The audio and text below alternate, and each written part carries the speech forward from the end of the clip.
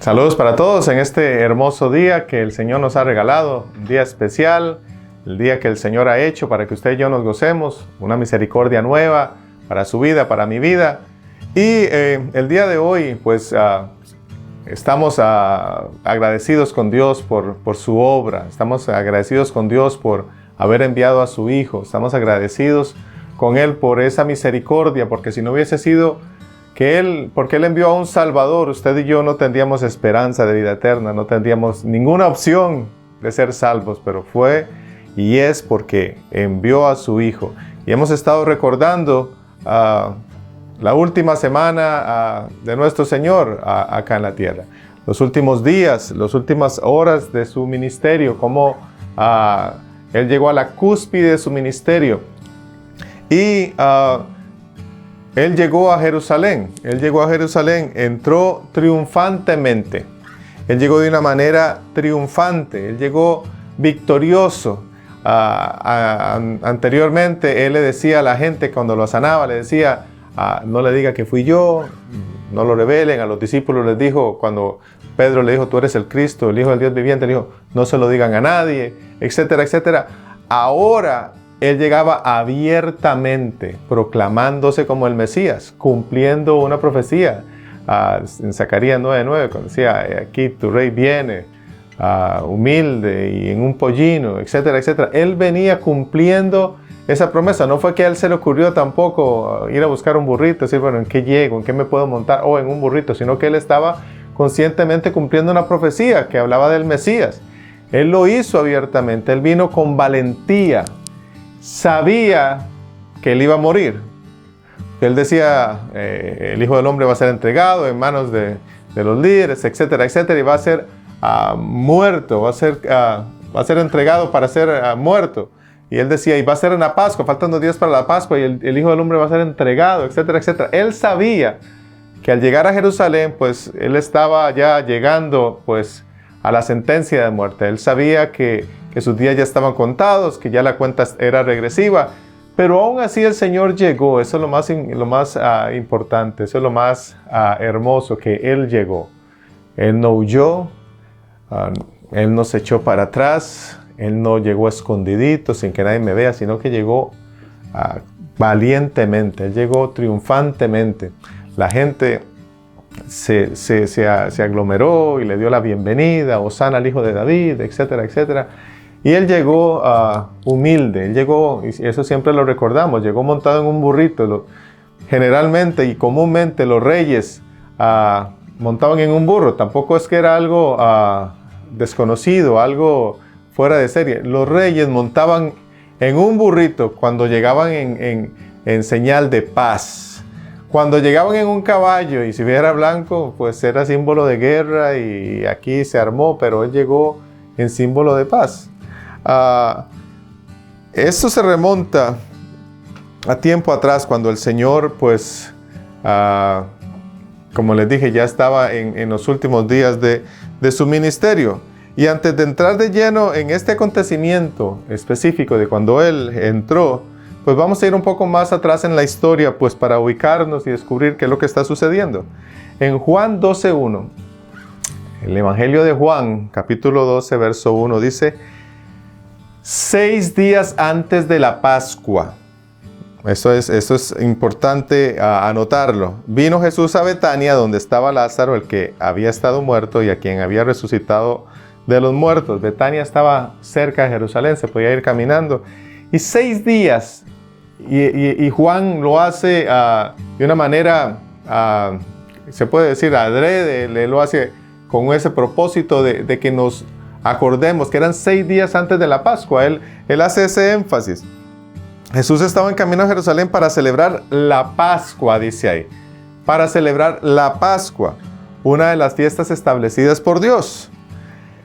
Eso se remonta al año 1513 antes de Cristo, cuando Dios libertó al pueblo judío de la esclavitud de Egipto. Era como el día de la independencia de Israel. Fue el día cuando se sacudieron del yugo de la esclavitud en Egipto y salieron de ahí con mano fuerte, con mano poderosa. El Señor los sacó de ahí para ser una nación ya independientes, ya valiéndose por sí mismos, ya peleando sus propias batallas, ya teniendo sus propias reglas, sus propias leyes, sus propios gobernantes, ya ellos se regían pues autónomamente, dirigidos por Dios, claro, pero ya eran un pueblo.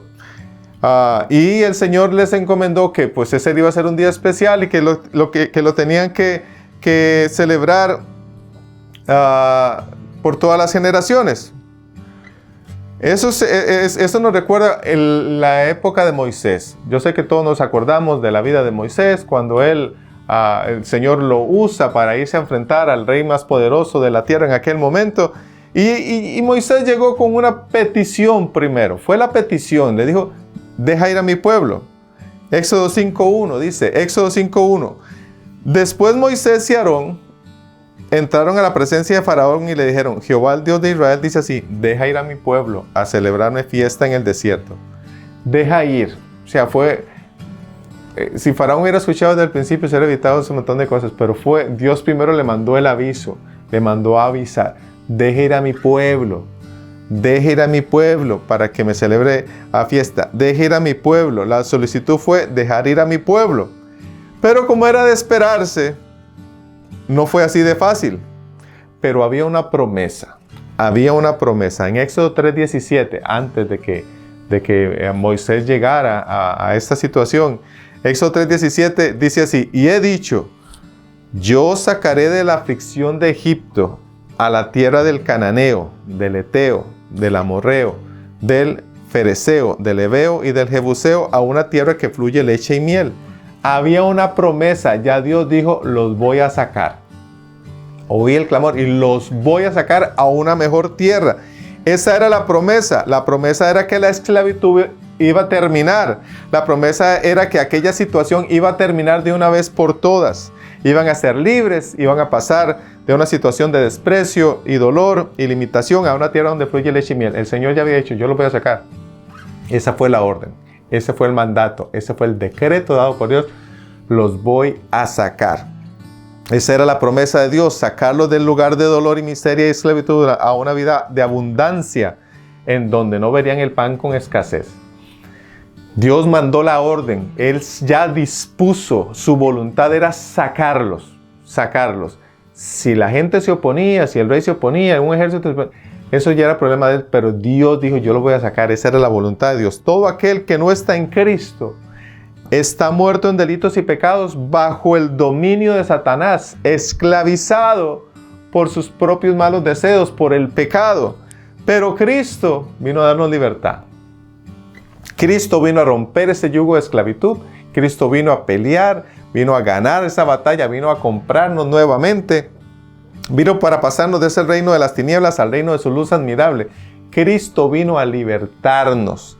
Cristo vino a redimirnos. Por eso en el ambiente aquí, a eso que hizo Moisés se le conoce como la primera redención. Cristo vino a hacer la segunda redención, una redención espiritual, y no a un pueblo, sino a toda gente de todo pueblo y nación y lengua que crea en el Señor Jesucristo. Cristo vino para cambiar nuestro lamento en baile, vino a darle sentido a nuestra vida, vino a traer paz a nuestra vida, a traer sanidad a nuestro cuerpo, a romper toda cadena de maldad. Vino a romper toda cadena de maldición, a romper todo vicio, toda atadura. Cristo vino a libertarnos. Deja ir a mi pueblo y punto. Yo te voy a libertar. Ese fue el mandato. Yo te voy a libertar. El enemigo se puede oponer, la gente se puede oponer, pero ya Dios decretó, yo te quiero libertar y te puedo libertar. Puedes ser libre hoy. Usted puede ser libre hoy. Si usted el día de hoy está lidiando con una atadura, con un vicio, con algo, con una cadena que usted sienta que no lo deja avanzar, hoy es el día de ser libres porque Dios lo ha declarado. Ya Dios lo declaró desde hace mucho. Solo tenemos que recibir a ese libertador. Ya Dios lo envió. Arrepentirnos de nuestros pecados, entregarle el control de nuestra vida y confiar en Él para la salvación de nuestra alma. Ya Dios lo decretó. Yo te voy a libertar. Eres libre, pero tenemos que recibir a ese Salvador. Tenemos que voluntariamente recibirlo, anhelando, poniendo todo nuestro empeño en dejar la vida vieja, en dejar lo que nos afecta, aquello que nos hace caer, y recibir a ese libertador. Como era de esperarse, el enemigo no quiso dejar ir al pueblo así porque así. Tan fácilmente Satanás no te va a soltar, el enemigo no nos va a soltar así porque así, no va a decir, ok, está bien, váyase. Va a pelear con uñas y dientes y nos va a querer tener ahí agarrados. Peleará para no dejarnos ir, pero por más que pelee, no podrá vencer. Cuando tú le rindes tu vida a Cristo, cuando le rindes tu corazón, cuando le das el control de tu vida y te arrepientes, por más que Él no quiera, eres libre porque ya Cristo, ya Dios lo declaró, el Rey de Reyes y el Señor de Señores ya lo ha vencido. Dios tuvo que enviar varias plagas. Esto es una historia que desde niños la conocemos y vemos las películas. Tuvo que enviar varias plagas para doblegar el orgullo de aquel hombre, de aquel faraón. Sin embargo, dice que más bien su corazón se iba endureciendo. Cuando veía que la plaga estaba dura, que estaba recia, pues él mandaba llamar a Moisés, sí, ahora sí los dejo ir. Y cuando ya la plaga pasaba, se volvía a endurecer. Dios envió varias plagas. Convirtió el agua en sangre, envió ranas, envió piojos, envió moscas, la muerte del ganado, envió úlceras, envió granizo, envió langostas, envió tinieblas. Cada una de esas plagas atacando directamente a una deidad, a un dios de los egipcios, dejando entredicho que el único Dios verdadero es el Rey de la Gloria, Jehová de los ejércitos, es el único Rey. Los demás son puros ídolos. Fue diciendo, aquí ellos no mandan, aquí yo soy el soberano. Cada una de esas deidades fue expuesta delante de nuestro Señor. Sin embargo, a pesar de toda esa calamidad, no los dejó ir. Por lo que Dios tuvo que enviar la última y decisiva prueba, la última y decisiva plaga, la más devastadora de todas. Éxodo 11:4. Éxodo 11:4 dice, dijo pues Moisés, Jehová ha dicho así, a la medianoche yo saldré por en medio de Egipto, y morirá todo primogénito en tierra de Egipto, desde el primogénito de Faraón que se sienta en su trono hasta el primogénito de la sierva que está tras el molino y todo primogénito de las bestias. Y habrá gran clamor por toda la tierra de Egipto, cual nunca hubo ni jamás habrá. El perder a un ser querido es una tragedia. Los que hemos pasado por ahí sabemos el dolor que se siente. El perder un hijo ni me imagino, ni me quiero imaginar, y los que han pasado por eso pues saben el dolor que se siente. Ahora imagínense en cada casa un difunto. Cuando se muere alguien en el barrio o algún conocido, pues se consterna un poco la comunidad y los que lo conocían. Ahora imagínense en un barrio donde en cada casa del pueblo hay un difunto. Donde quiera que usted mire, hay lamentos, hay gritos, hay muertos, hay toda una catástrofe, y no solo de personas, animales también tirados por ahí, muertos. Eso fue un desastre. Imagínense todo un pueblo llorando y gritando a una sola voz, a una hora y a la medianoche, dice. Todo un pueblo llorando. Eso hasta que a uno se les escalofría el pensar y imaginarse esa escena. Todo un pueblo llorando, papás llorando, hijos llorando. Y imagínense toda una calamidad en todas las casas. Era la última y decisiva prueba. Ellos antes habían perdido cosas materiales, habían perdido ganado, habían perdido cosechas, pero ahora les tocaba a ellos. Iban a perder algo de su propia carne, algo de su propia vida. Iba a ser la noche más aterradora que se ha visto, dice ahí. Sin embargo, para los hijos de Dios había una salvación. Para los hijos de Israel había un camino, había algo que los iba a librar de aquella noche tan terrible. Había algo que los iba a librar de esa muerte inminente, de aquello que estaba afectando a los que vivían al otro lado de la calle. Había algo. En Éxodo 12:1 dice así, Éxodo 12:1, y aquí entramos en materia. Éxodo 12:1 dice, habló Jehová a Moisés y a Aarón en la tierra de Egipto diciendo, este mes os será principio de los meses, para vosotros será el primero de los meses del año. Hablad a toda la congregación de Israel diciendo, en el 10 de este mes, y apunte esa fecha, ese numerito, en el 10 de este mes, tómese cada uno un cordero según las familias de los padres, un cordero por familia. Mas si la familia fuera tan pequeña que no baste para comer el cordero, entonces él y su vecino inmediato a su casa tomarán uno según el número de las personas, conforme al comer de cada hombre. Haréis la cuenta sobre el cordero. El animal será sin defecto, macho de 1 año. Lo tomaréis de las ovejas o de las cabras y lo guardaréis hasta el día 14 de ese mes. Apunte también ese dato. Lo separaban el 10 y lo guardaban hasta el 14 y lo inmolará, o sea, lo sacrificará toda la congregación del pueblo de Israel entre las 2 tardes. Y tomarán de la sangre y la pondrán en todos los postes y en el dintel de las casas en que lo han de comer.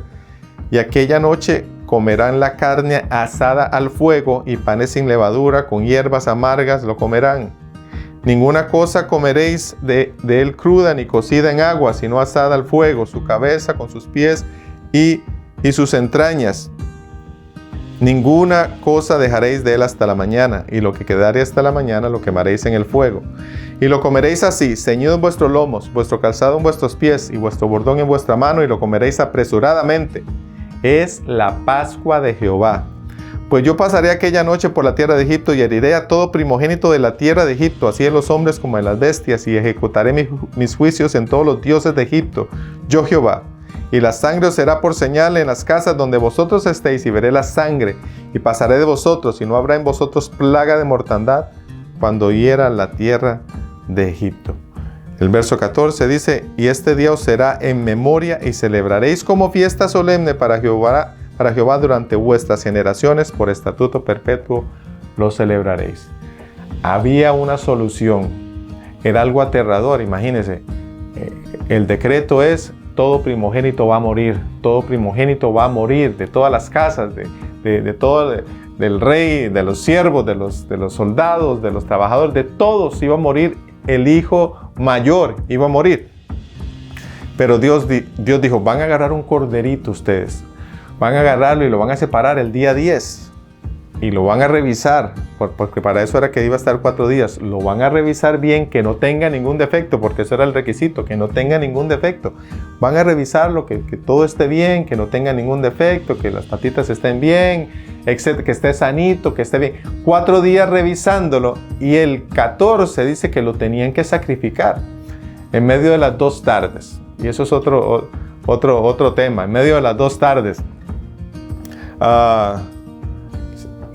Más o menos como a las 3 de la tarde. La primera tarde era cuando empezaba a bajar el sol, después de las 12, y la segunda tarde ya como a las 6, cuando el sol se estaba poniendo. Entonces, en medio de esas 2 tardes, como a las 3, era que tenían que hacerlo. Según el historiador Flavio Josefo del primer siglo, dice que tenían que apartar un cordero el día 10 e inspeccionarlo por 4 días para cerciorarse que fuera sin defecto. El día 14 lo sacrificarían entre las 3 y las 5 de la tarde. Eso dice un historiador del primer siglo, que entre las 3 y las 5 lo tenían que hacer. Un inocente tenía que ser sacrificado y con su sangre cubrir a los que estaban en la casa donde se había esparcido esa sangre. Un inocente, un corderito inocente. Y un corderito, o sea, un cordero es el hijo de la oveja, o sea, el pequeño, sin defecto, de 1 año, no podía ser recién nacido ni de 3 meses, tenía que tener 1 año del dueño estarlo alimentando, por decirlo así, que estuviera bien hermoso. Y ese que no debía nada, ese que no tenía culpa de nada del faraón y del problema con este y con el otro, ese tenía que ser sacrificado y tenía que ser, dice, degollado, porque eso significa inmolado, y su sangre tenía que cubrir los dinteles de las puertas de la casa, las columnas y la parte de arriba. Esa era una señal, esa sangre iba a ser por señal, y cuando pasara el destructor, dice la palabra, y viera la sangre rociada en esa puerta, entonces a esta casa no la toco. Y iba a la otra, a esta casa tampoco. Y a la que no le veía la marca de la sangre, ahí sí había muerte. Ese inocente pagaba y cubría a todos los que vivían y los que estaban metidos en esa casa. Ninguno podía salir, eso es otra cosa. Tenían que quedarse ahí metidos, no podían salir, no se podían salir de la cobertura de la sangre que estaba en esa puerta. No podían salirse de esa casa. Tenían que estar ahí en familia, escuchando los gritos aterradores, lo que sea, confiando, teniendo fe de que esa sangre los iba a librar de lo que venía, de que esa sangre los iba a librar de la muerte, de que esa sangre los iba a librar de ese castigo. Ellos tenían que estar ahí confiados de que la mortandad no los iba a tocar. Dios dijo: veré la sangre y pasaré de vosotros, y no habrá en vosotros plaga de mortandad. Eso es lo que significa Pascua. Y en inglés, me gusta más como se dice en inglés, es el Passover, es pasar sobre. Eso es lo que significa pasar sobre. O sea, no cayó ahí la plaga, no cayó ahí la mortandad, sino que pasó por encima de esa casa. Ahí había una cobertura especial. Todo esto apuntaba a Cristo. Por años, ellos lo celebraron todos los años. Era el Día de la Independencia. Cada vez que ellos lo celebraban, decían: nos acordamos cómo el Señor nos libró con mano poderosa y aquella noche aterradora nos cubrió para que a nosotros no nos pasara nada. Por años ellos estuvieron proclamando, por decirlo así, la venida del Cordero de Dios sin darse cuenta. Ellos estaban diciendo: un día va a venir uno inocente y nos va a cubrir con su sangre. Primera de Pedro 1, 18 y 19. Primera de Pedro 1, 18 y 19 dice: sabiendo que fuisteis rescatados de vuestra vana manera de vivir, la cual recibisteis de vuestros padres, no con cosas corruptibles como oro y plata, sino con la sangre preciosa de Cristo, como de un cordero sin mancha y sin contaminación. Fuimos rescatados con la sangre preciosa de Cristo, dice, como de un cordero sin mancha y sin contaminación. La sangre de Cristo tiene poder para limpiarnos de toda maldad. Y así como protegió a los que se cubrieron con ella en aquella primera Pascua, así protege del castigo eterno a todos aquellos que aceptan a Cristo como único y suficiente Salvador. Así como aquella sangre de aquel animalito cubrió a la familia que estaba ahí, así la sangre de Cristo nos limpia de todo pecado, nos hace inocentes, nos lava de toda maldad, y por la fe en eso sabemos que tendremos vida eterna. Así como aquellos estaban confiando de que esa plaga, de que esa peste no iba a llegar a su casa, nosotros confiamos que a través de la sangre de Cristo el castigo que nos merecemos porque somos malos no va a llegar a nosotros, porque un día aceptamos ese sacrificio, porque Cristo nos compró y nos lavó con su sangre. Y lo que dice es: no se salga de la casa, hermano, no se salga de esa cobertura. El Señor nos ha dicho muchas veces, y el año pasado muchas veces nos recordó: no se salga del abrigo del Altísimo, no se salga de la sombra del Omnipotente. Cuando empezó la pandemia, todo el mundo andaba corriendo. Ahora tal vez ya la gente anda más relajada y piensa que va a volver a la normalidad. No se salga del abrigo del Altísimo. Muchos entran cuando está el problema, pero cuando las aguas se calman, otra vez se vuelven a salir y andamos largo y después esperamos el otro problema para llegar. No se salga del abrigo del Altísimo, porque el mundo es cruel. Hay un enemigo, hay un asesino ahí afuera. El asesino de nuestras almas. Un asesino que dice que viene a matar, hurtar y a destruir. O sea, no viene a jugar, es a matarnos. Si nos salimos de esa cobertura, si nos salimos de la cobertura que ya Dios nos puso, voluntariamente nos salimos, estamos expuestos a ser atacados y a ser afectados por la maldad, por el castigo, por la furia del enemigo. Cristo llega al lugar en donde va a ser crucificado, lo que se le ha conocido, ¿verdad?, como la entrada triunfal, etc. Él llega al lugar donde va a ser crucificado, llega abiertamente y sin esconderse, llega, como dijimos al principio, proclamándose como el Mesías prometido, llega en la cúspide de su ministerio, llega en lo más grande de su fama. Él acaba de resucitar a Lázaro y eso era famoso, el Señor era súper conocido.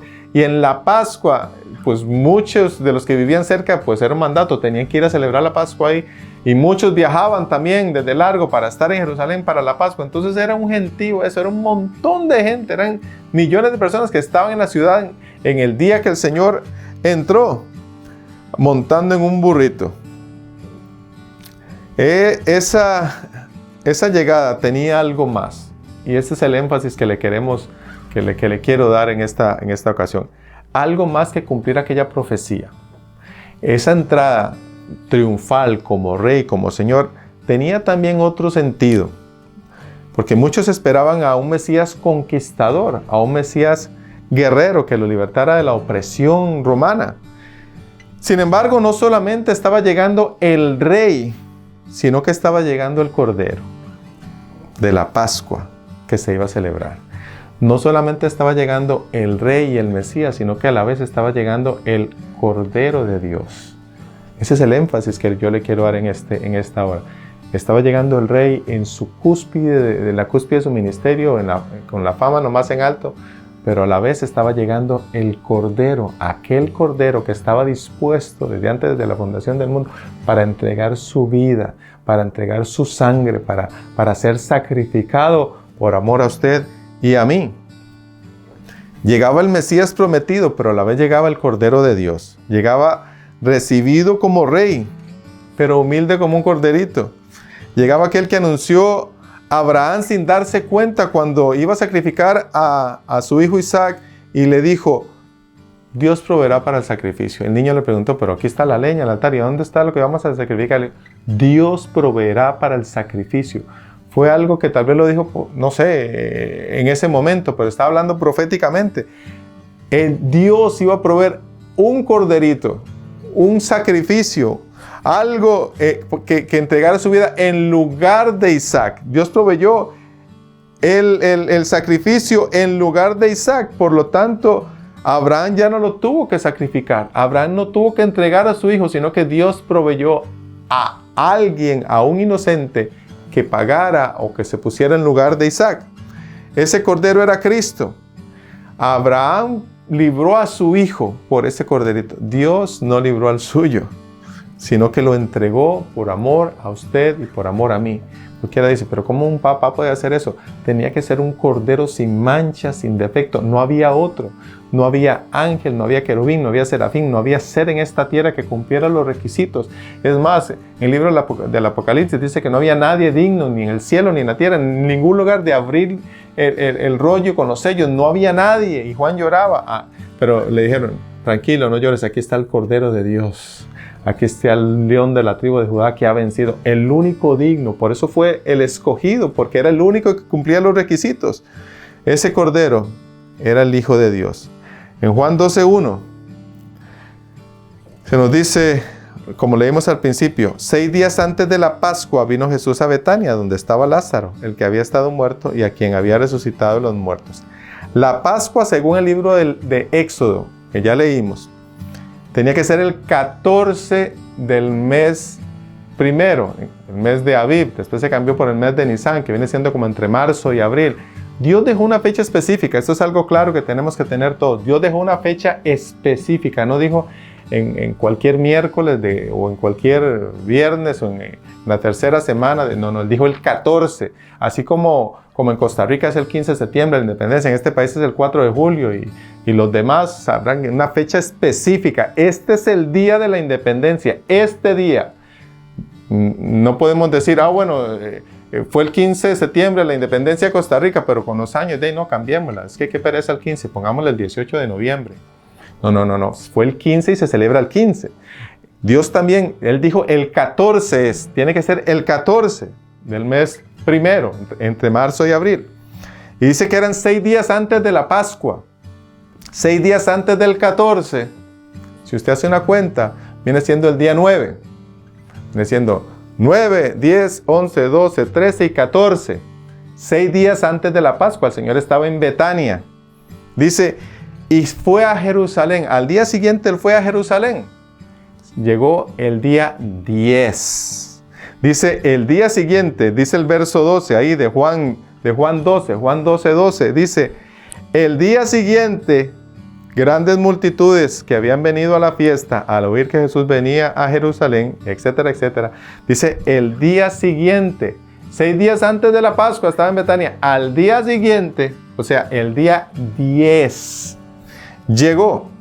El día 10, precisamente cuando el corderito era separado para ser revisado, para ser inspeccionado, para que se viera que no tenía ningún defecto, para que pudiese calificar para ser digno de ser sacrificado. en la Pascua. El Cordero de Dios estaba llegando para ser inspeccionado. Si el Señor dijo que se tenía que celebrar el 14 y el Cordero de Dios llegaba para entregar su vida en la Pascua, pues tenía que morir el 14. Tenía que ser sacrificado el 14. O sea, podemos decir y debatir y hay muchas cosas, mucha teología y muchos debates. Pero si el Señor dijo que tenía que ser el 14 y se nos dice que Él es el Cordero de Dios que quita el pecado del mundo, el Señor dijo que tenía que ser sacrificado en la Pascua, entonces tendría que morir el 14 cuando se sacrificaban a todos los corderitos. Dice el verso 13 de Juan 12, tomaron ramas de palmera y salieron a recibirle y clamaban: Hosana, bendito el que viene en el nombre del Señor, el Rey de Israel. No es casualidad que Cristo entrara ese día, no fue que dijo: mira, se me ocurre, voy a entrar hoy. ¿Por qué no entró cuando estaba inventando? ¿Por qué no dice: vámonos de una vez para entrar de una vez? O no, mañana no, estoy cansado, vamos pasado mañana mejor. Sino que el Señor ya todo lo tenía dispuesto. Dios es un Dios hermoso, un Dios que tiene todo planificado, un Dios que nos ha hablado a través de las edades, a través aún de las fiestas que Él estableció. Él nos ha hablado por años, por miles de años, pero nosotros no entendemos, no le ponemos cuidado, pero Él nos ha estado hablando. Él había dicho que era el 14. Él había dicho que el Cordero de la Pascua tenía que ser sacrificado el 14, que el 10 tenía que separarse y revisarse. Por eso Jesús llegó ese día, no llegó así porque así. El Cordero de Dios llegó para ser inspeccionado antes de ser sacrificado. Y fue inspeccionado por los escribas y por los fariseos. Fue inspeccionado por el pueblo. Esos 4 días Él estaba siendo inspeccionado, pues siempre andaba gente detrás de Él a ver, como siempre, ¿verdad? Viendo a ver en qué falla, qué dijo, qué no dijo, no lo entendí. Siempre alguien ahí, ¿verdad? Señalando: mira, no entendí, lo dijo mal. Siempre andaba alguien viendo a ver en qué fallaba. Él estaba siendo inspeccionado por el pueblo. Fue inspeccionado por Anás. Lo llevaron a la casa de Anás, lo interrogaron, no encontraron nada malo. Lo llevaron a la casa de Caifás. Tampoco le encontraron nada malo, solo alguien que dijo: sí, él dijo que iba a destruir el templo en 3 días y lo iba a levantar. Era cierto, él dijo, se estaba refiriendo a su cuerpo, él no estaba mintiendo nada. Fue llevado ante Pilato y no encontró nada malo. Fue llevado aún ante Herodes y Herodes no le encontró nada malo, se lo devolvieron a Pilato. Y este último, Pilato, que era el que tenía la autoridad para decir sí, que lo sacrifiquen, era por decirlo, el que tenía el cuchillo para poder degollar al corderito, el que tenía la autoridad suprema para hacerlo. Cuando fue entregado a él y se lo llevaron, declaró en varias ocasiones que él no encontraba ningún delito en él. Juan 18:38, le voy a dar 3. Juan 18:38 dice: le dijo Pilato: ¿qué es la verdad? Y cuando hubo dicho esto, salió otra vez a los judíos y les dijo: yo no hallo en él ningún delito. Juan 19:4. Entonces Pilato salió otra vez y les dijo: mirad, os lo traigo afuera para que entendáis que ningún delito hallo en él. Número 3, Juan 19:6. Dice: cuando le vieron los principales sacerdotes y los alguaciles, dieron voces diciendo: crucifícale, crucifícale. Pilato les dijo: tomadle vosotros y crucificadle, porque yo no hallo delito en él. No se encontró delito, no se encontró defecto, no se encontró nada que dijera: este hombre no es perfecto, este sacrificio, este corderito no califica.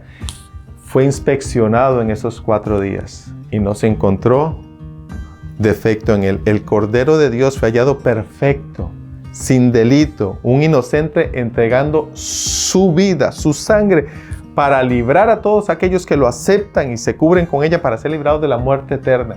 El Cordero de Dios llegó ahí para ser inspeccionado. El Rey llegó a decir: yo soy el Mesías, pero de una vez, a la vez llegó como el Cordero de Dios para ser inspeccionado. Isaías 53:7. Isaías 53:7 dice: angustiado él y afligido, no abrió su boca. Como cordero fue llevado al matadero y como oveja delante de sus trasquiladores. Enmudeció y no abrió su boca. El Cordero de Dios fue llevado al matadero, literalmente. No respondió a quienes lo acusaban. Aún Pilato se sorprendió porque él no se defendía. Él no empezó a alegar: te digo y me dices, no, usted es esto. Se quedó callado. como el corderito cuando es llevado al sacrificio. Él se quedó callado, no se defendió. Él lo podía haber hecho. Podía haber hecho un milagro, podía mandar un terremoto, podía mandar un granizo, todas las plagas que se mandaron a Egipto. Él podía haberlas mandado y destruir todo aquello y librarse, pedir legiones de ángeles, como él dijo, pero no lo hizo. Se quedó callado. El Cordero se quedó callado por amor a usted y por amor a mí. Sabía que para eso había llegado, que con su sangre perdonaría y cubriría a todos aquellos que lo aceptaran por fe. En Juan 12:27, apunta todas estas notas. Juan 12:27, Jesús diciendo, después de esa entrada, después de todo eso, después de esa algarabía, dice, ahora está turbada mi alma. ¿Y qué diré? Padre, sálvame de esta hora, mas para esto he llegado a esta hora. Nuestro Señor sabía exactamente lo que estaba haciendo y sabía que en cuestión de días sería sacrificado. Y como era normal, pues se sintió turbado. Usted sabe, el Señor. En medio de la algarabía, la gente diciéndole Hosana al Hijo de David, proclamándolo como rey casi, se sintió turbado, pero decidido en cumplir su misión. O sea, él sentía, es que quién se va, cualquier hermano, sabiendo que de aquí a 4 días me van a hacer esto. Sabía lo que le iba a pasar. Aunque no abrió su boca contra quienes lo acusaban, su corazón estaba, dice, turbado. Tenía que cuidarse más que nunca, ya que estaba siendo inspeccionado y pasó la prueba. Por último, 1 Corintios 5:7. 1 Corintios 5:7 dice, limpiaos pues de la vieja levadura para que seáis nueva masa sin levadura como sois, porque nuestra Pascua, que es Cristo, ya fue sacrificada por nosotros. Cristo es nuestra Pascua, dice la palabra, dice el apóstol. Cristo es nuestra Pascua, el Cordero Pascual, como se le conoce, el Cordero que se sacrificaba todos los años. Es Cristo, Él vino a cumplir ese rol, Él vino a decir, lo que se ha hecho por tanto tiempo, estaba hablando de mí. Yo soy ese Cordero, ya no lo tienen que seguir haciendo todos los años para que los cubran y pintar la casa de sangre. Eso se hizo una vez hace más de 2000 años. Tú lo puedes tener en tu casa, tú lo puedes tener en tu familia, tú lo puedes tener para ti mismo. Tú puedes decir, Señor, me arrepiento de mis pecados, apelo a tu misericordia, Señor, y que tu sangre me limpie, que tu sangre borre mi pasado, que mi casa sea cubierta, que mis hijos sean cubiertos. Señor, que mi caminar sea cubierto por esa sangre preciosa. El Cordero era para cada individuo. Cada individuo comía un pedazo de ese Cordero. Era para cada casa, era para cada familia, era un corderito por familia. O sea, el Cordero es para ti, el Cordero es personal, el Cordero es para la familia, el Cordero es para el pueblo, el Cordero es para el mundo. Vea lo hermoso. Cada individuo comía su parte del Cordero, pero también el Cordero era para la familia y también para el vecino y para el pueblo, era para todos. El Cordero fue sacrificado para ti, para mí, para todos. Entregó su vida voluntariamente por amor a nosotros. El Cordero vino, se proclamó rey, vino para ser inspeccionado y pasó la prueba. Gloria a Dios por ese sacrificio, por esa ofrenda que el Señor entregó por amor a usted y a mí. Vamos a orar. Padre, te damos la gloria, la honra, a ti solo el poder, la alabanza, Señor. Te bendecimos, te damos la gloria solo a ti, Señor. Gracias, porque sabiendo lo que te iba a pasar, llegaste, Señor. Llegaste y entregaste tu vida, entregaste tu sangre, te enfrentaste a todo aquel acontecimiento. Sabías lo que te iba a pasar y llegaste al matadero, Señor. Llegaste al lugar donde te iban a sacrificar y lo hiciste por amor. Fuiste inspeccionado y pasaste la prueba, Señor. Inocente, sin falla, el único digno. No hay digno fuera de ti en el cielo, en la tierra y debajo de la tierra. Eres el único digno, el Cordero de Dios, el león de la tribu de Jehová que ha vencido. El león de la tribu de Judá que ha vencido, dice la palabra. Este es el Cordero, pero a la vez el león de la tribu de Judá. Ha vencido y Él es el único digno de abrir los sellos. Señor, gracias por ese amor derramado en esa cruz. Gracias por esa disposición, por esa decisión de entregar tu vida por cada uno de nosotros.